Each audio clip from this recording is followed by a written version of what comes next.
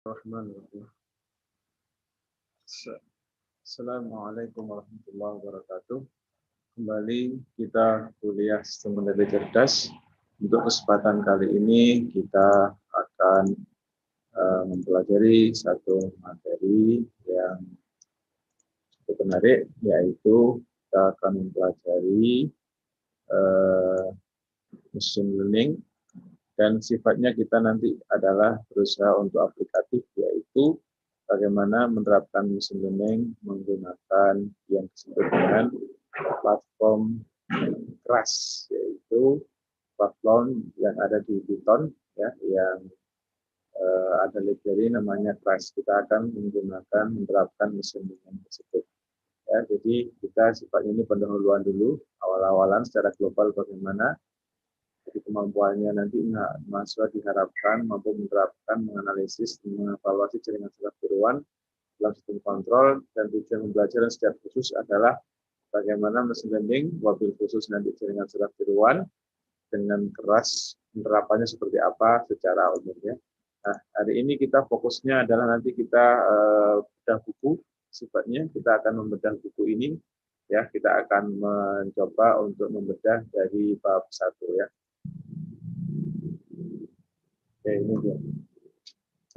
Jadi bab pertama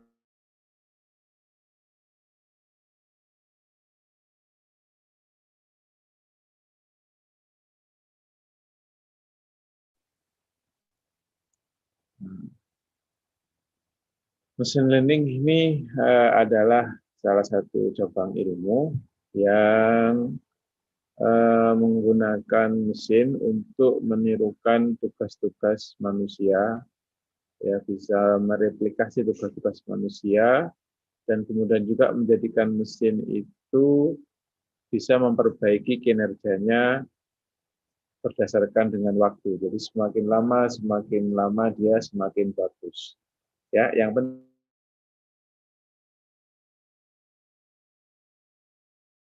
dalam bentuk data observasi terhadap kondisi dari lingkungannya. Ya, dari situ nanti mereka machine learning ini bisa mengembangkan pola dan juga bisa mempelajari hubungan, ya, hubungannya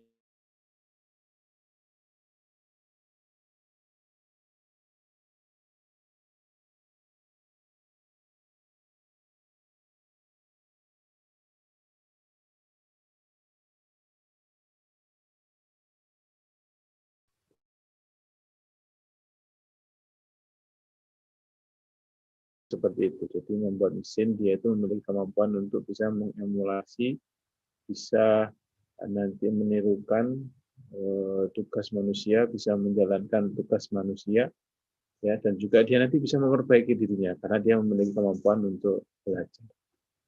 Ini yang luar biasa, karena itu disebut pembelajaran mesin, ya. Jadi di sini kegunaan dari pembelajaran mesin atau machine learning adalah kemampuan dari mesin untuk mempelajari highly complex and nonlinear relationships in large data sets.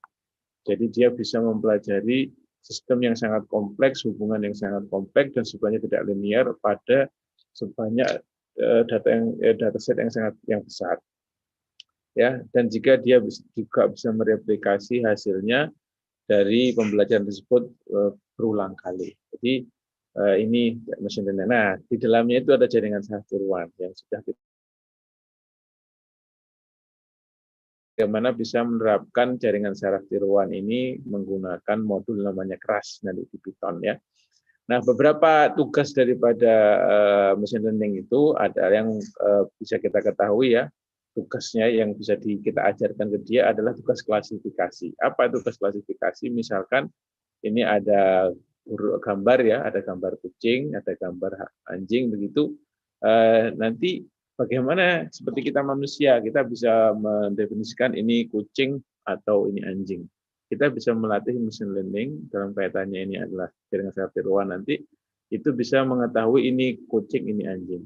Ini disebut dengan klasifikasi. Yang penting manusia memberikan label dulu, memberikan anotasi dulu ini apa. Kucing, kucing, anjing, anjing. Nanti sistem akan bisa mempelajari, ya. Nah, Ini kalau melihat seperti ini mungkin kita melihat gampang, manusia juga bisa ngapain seperti itu. Ini sesuatu yang wajar ya. Bagi manusia, manusia bisa mudah karena manusia memang terpapar dengan ini terus-menerus ya, dengan hewan ini paham sehingga dia mana anjing mana kucing. Tapi menjadi masalah kalau dalam bidang medis seperti ini ya. Ini bukan permasalahan remeh lagi. Kalau ini mungkin permasalahan remeh-temeh, tapi kalau ini tidak remeh-temeh lagi. Kenapa? Karena ini sudah ada ini gambar MRI, magnetic resonance images. Yang bisa baca dan mengerti ini dokter yang ahli, yaitu radiologis, ahli spesialis.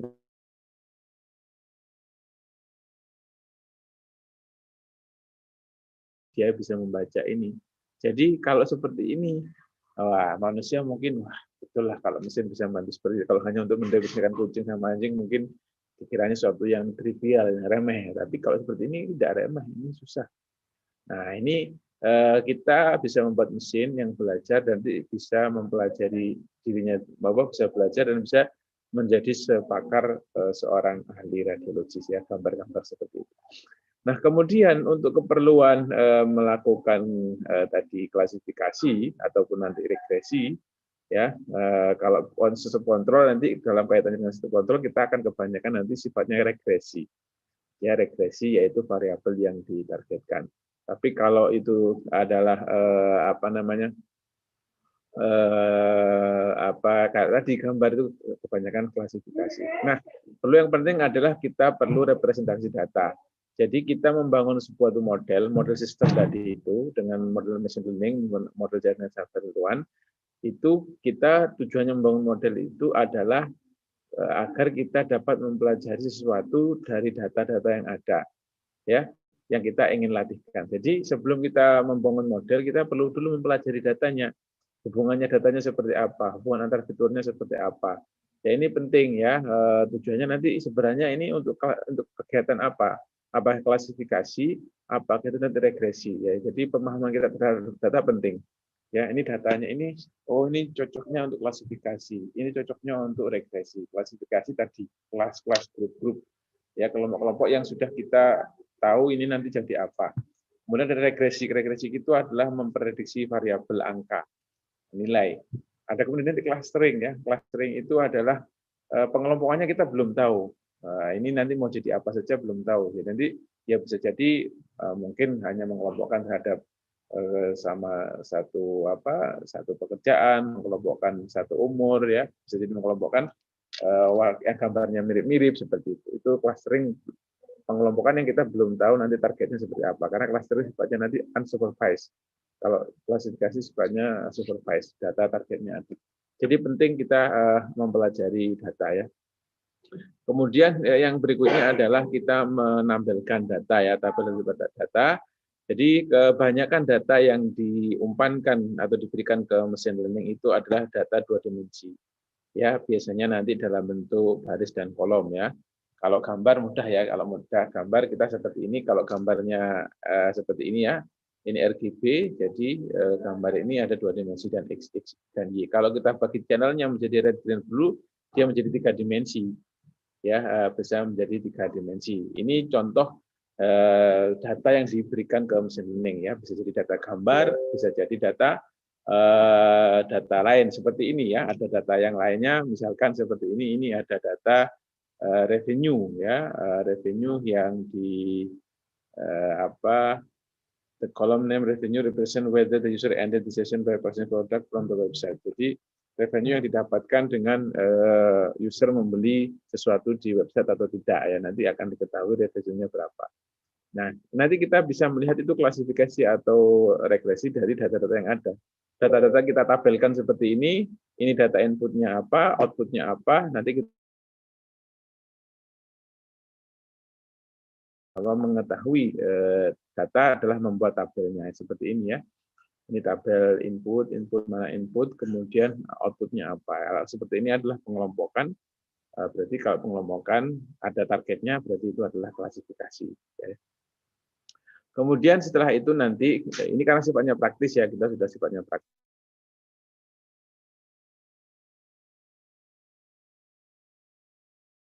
Bagaimana memanggilnya ya bentuknya macam-macam ya, tergantung kita mau seperti apa. Misalkan kita mau memanggil data, datanya dalam bentuk formatnya formatnya matrik ya, vektor atau matrik kita bisa menggunakan NumPy ya. Kalau bentuknya teks bisa menggunakan seperti ini.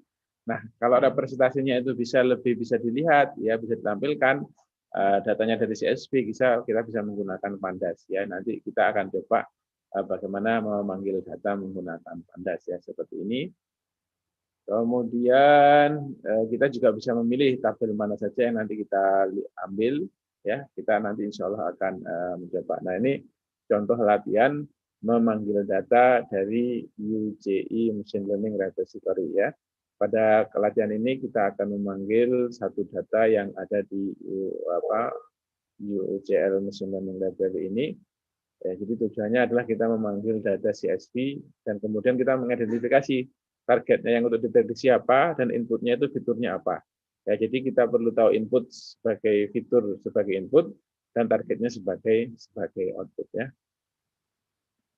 Nah, caranya, untuk caranya kita nanti tidak ini di buku ini katanya menggunakan Jupyter Notebook ya.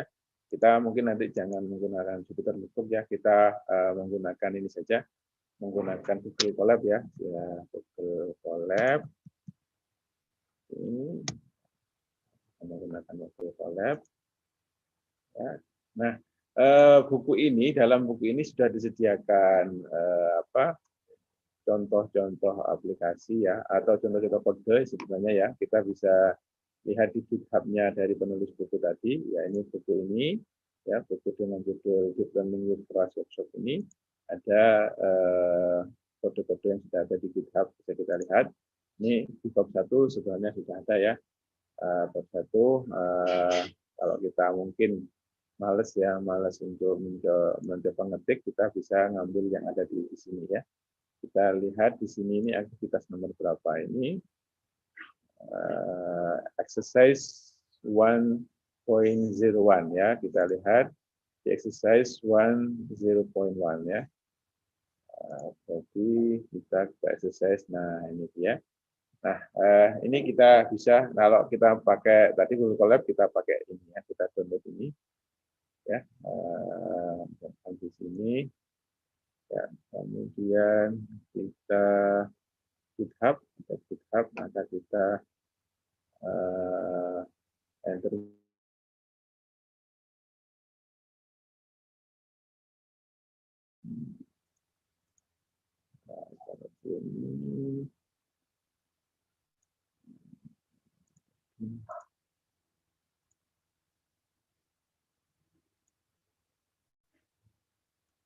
Notebook.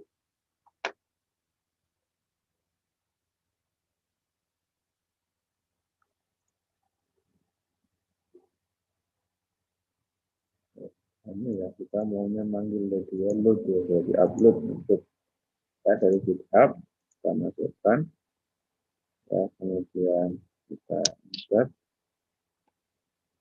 format file organizer, mungkin kita ambil yang depannya ya.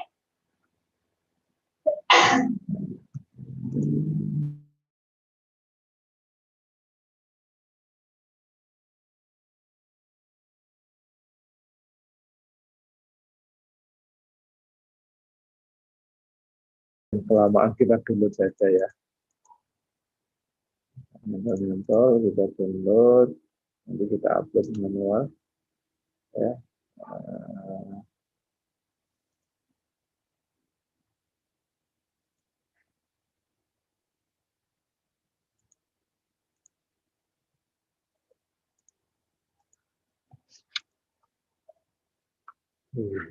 Nah, ini internetnya berarti yang lama ya.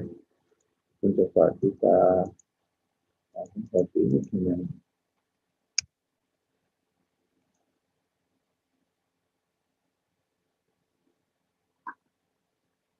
alhamdulillah ya, sudah otomatis nih. Jadi langkah pertama adalah loading dataset and creating target. Jadi the goal of the exercise, tujuan daripada latihan ini adalah untuk mendapatkan data dalam bentuk CSV dari UJ e-machining repository ya. Kalau ingin ke sana ini lihat di sini ya. Kemarin kan kita sudah jelaskan. Ini UJI Machine Learning Repository. Di sini ada banyak dataset ya. Kita kemarin sudah sempat diskusikan. Nah ini nanti bisa kita langsung memanggil dari sini ya, dari linknya ya. Jadi kita bisa download dulu, oke lah ya. Ini download dulu. Ini downloadnya nanti kita bisa taruh ya, misalkan di file nanti bisa kita upload. Bisa misalkan ini kita langsung bisa download. Nah, ini kemudian kita lihat filenya di data folder ya, data folder. Nah ini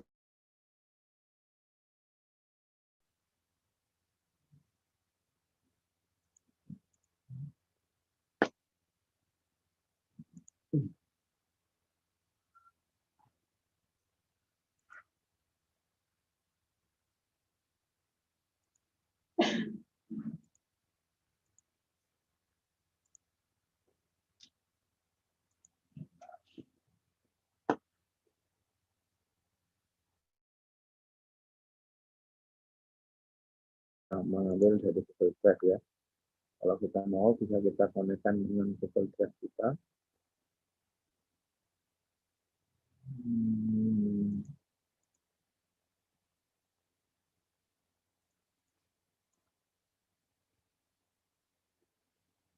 Kita sampelnya bisa kita taruh tadi ya, mungkin biar mudah nggak usah lah ya, biar mudah tadi itu kita langsung aja kita ambil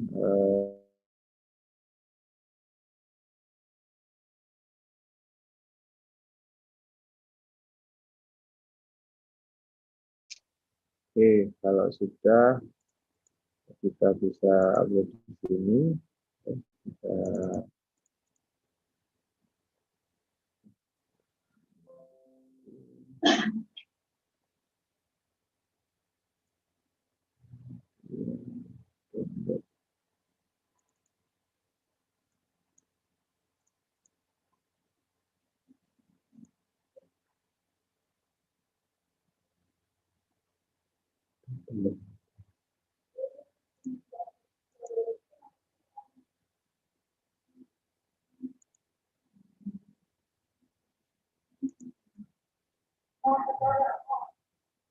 ya desainnya yang kita baru download.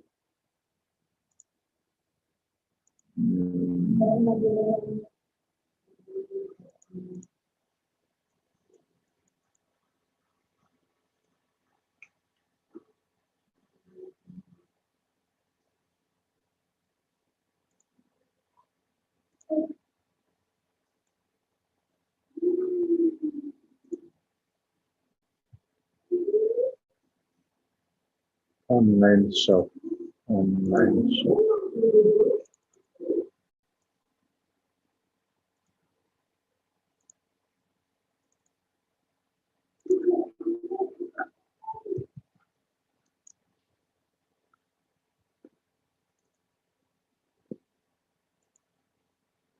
Jadi kalau kita taruh di sini nggak di Google Drive, nanti dia hanya sebentar nanti hilang ya. Kita akan tidak lama ya, kita hanya untuk keperluan ini berarti kita itu ini kalau kita nggak nyimpan ini kita hapus saja. Kalau sudah kita coba running import.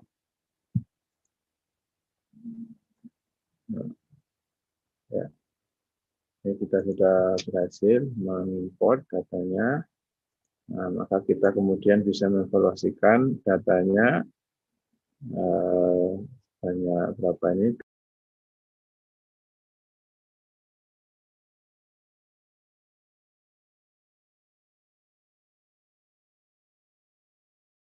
Kita import pandas, jadi kita memanggil data yang CSV tadi dengan menggunakan pandas, ya, dari pandas ya, dengan menggunakan PD.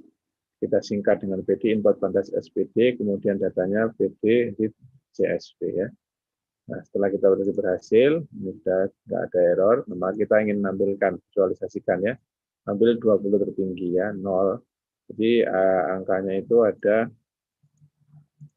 Nah, ini 0 infonya ya, sekian-sekian. Nah, kalau kita ingin lebih detail lagi terkait dengan tadi itu filenya apa saja, ya kita menuju ke sini ya, ke UCI itu isinya apa saja ya, dataset information di sini ada.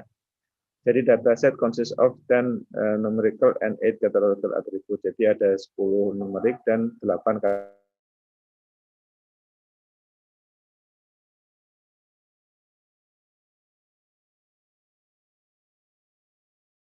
nanti ini menjadi target yang bagian kolom revenue ya. Kita lihat di sini kolom revenue itu yang mana? Nah, kolom revenue itu ada di revenue ya, revenue titik. Nah, ini ya, revenue.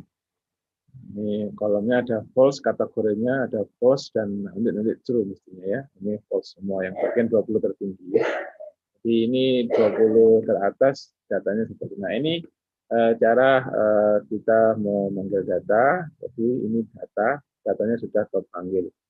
Nah, kemudian kita ingin tahu datanya sebenarnya ada berapa ya. Ini kan kolomnya itu ada berapa kolom tadi itu ya, kita running ya data shape, maka kita tahu jumlah datanya adalah 12.300 fitur input dan nanti ada yang jadi output ya, jadi output itu. Nah, ini kalau kita ingin mengetahui isinya apa ya, ini ya ini bisa ada 123 baris dan 18 kolom ya. Maksudnya kalau 12.330 baris itu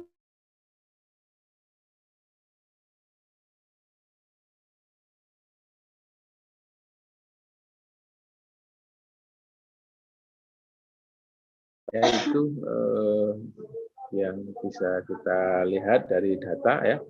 Maka kemudian terlihat bahwasanya kita telah mendapatkan variable output yang nanti bisa kita gunakan sebagai target ya, yang nanti bisa kita gunakan sebagai target. Kemudian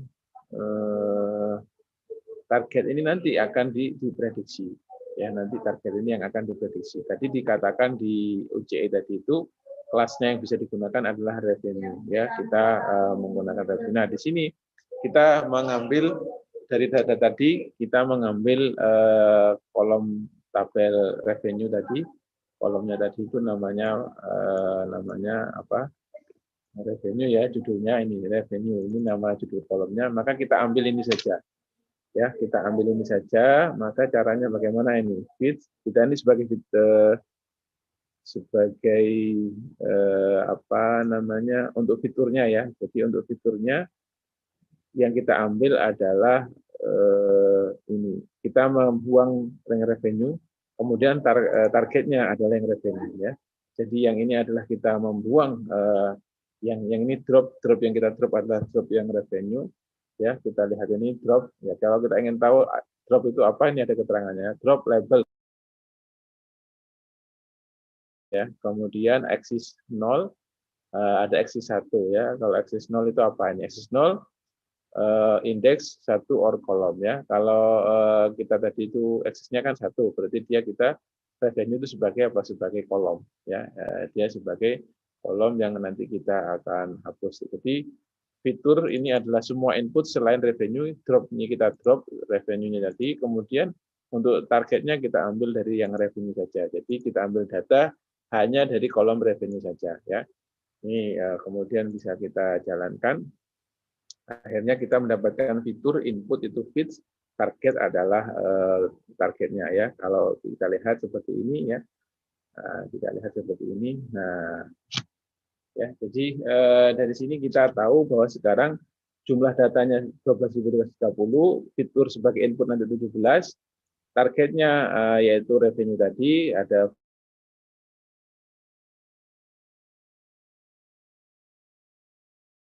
outputnya apa nanti true and false ya. Nanti true and false itu sebagai outputnya ya. Jadi kalau mau kita lagi melihat isinya apa dalam kolomnya ya, ini kan tadi jumlahnya hanya 20 ya. Nah, kita mungkin ingin menampilkan yang mungkin kita ingin tambahkan di atas ini ya. tambahkan misalkan fiturnya tadi ya, feed ya, feed. Nah, ini feed kita kasih misalkan tadi feed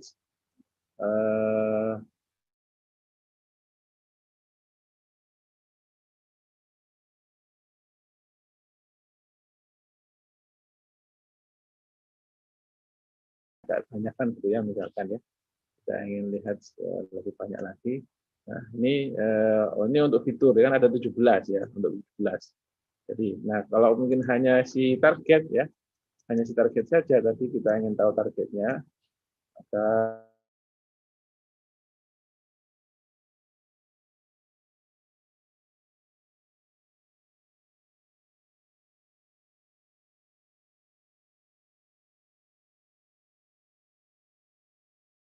mungkin ada ya, hanya enggak karena 12.000 yang 12.000, jadi ini hanya yang bagian atas saja. Ya, itu cara tadi kita bisa mendapatkan apa namanya data dan bisa mendapatkan target. Nah, ini nanti kita akan gunakan untuk training ya, feeds dan target ya. Kemudian kalau sudah selesai, misalkan kita ingin menyimpan ya, kita bisa menyimpan ya, feeds to CSV ya, kemudian target to CSV ya. Kita bisa menyimpan, kita bisa kasih header ya, seperti itu. Kita bisa running.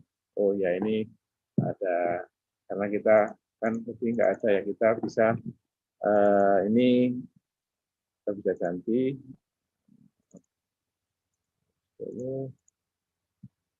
Nah, mungkin kita karena kita nggak buka Google Drive jadi ya, kita langsung aja simpan.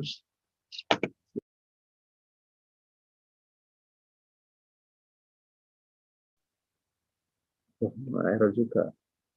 Apa ini? No such file or directory. Oh, ini. Kita tadi nyimpennya kan hanya di sini ya. Ini nanti kesimpan di sini. Nah, nanti karena kita nggak langsung terhubung dengan Google Drive, ya nanti copy paste ya. Kalau mau terhubung ke Google Drive bisa ya. Kita aktifkan dulu Google Drive-nya. Ya, nanti kita panggil dengan Google Drive, nanti kita akan tersambung dengan Google Drive kita ya. Nanti tinggal kita panggil maunya di mana. Nah, ini harus autentifikasi dulu. Kita mau pakai Google Drive yang mana ya. Ini, nah ini bisa di copy nanti seperti itu. Saya kasih ya. Nah, nanti kita akan terhubung dengan Google Drive ya. Kelihatan itu nanti copy saya. Nah, ini sudah terhubung dengan Google Drive. Nah, kalau gini nanti kita bisa apa namanya, sudah terhubung dengan Google Drive. Untuk add content drive ya, nah ini sudah terhubung dengan drive kita ya, sudah terhubung dengan drive kita. Nah, ini nanti bisa kita panggil link,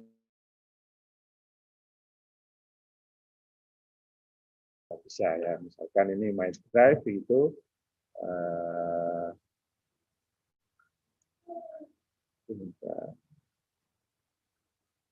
misalnya di my drive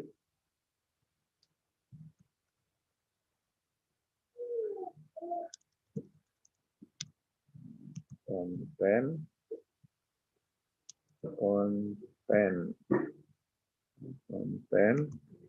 drive my drive.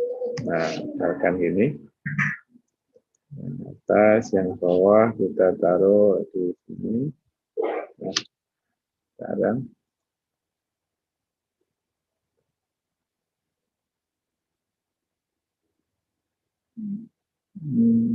konten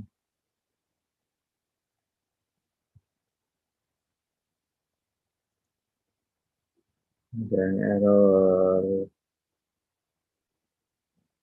no search file directory, tidak ada file directory ini. Silakan saja.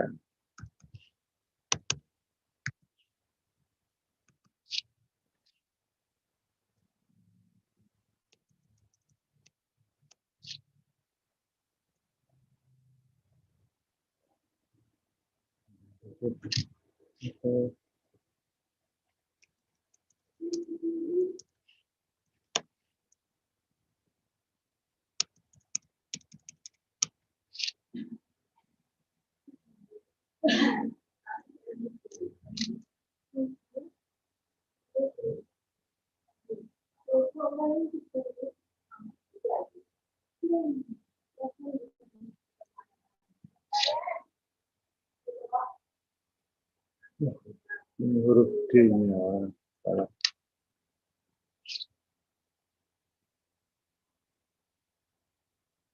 Ya, sudah simpan ya, nanti di dalam MyTrust ini ada filenya nanti ya. Mestinya mungkin kita kasih folder ya di dalam folder.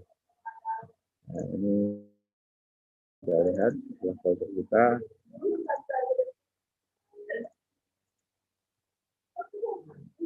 Ini ada file ini banyak ya. Tadi namanya OOCOOMMO. Nah ini ya, kita simpan di dalam.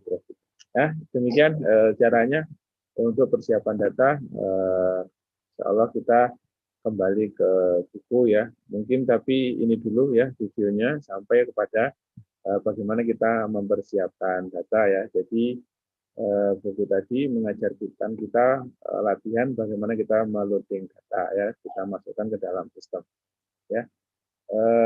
Ini tadi sudah kita kerjakan ya latihannya tadi. Nah ini nanti kita lanjutkan ke pemrosesan data. Tadi kita masih meloading data. Mungkin videonya cukup sini dulu. Nanti kita lanjutkan ke video berikutnya.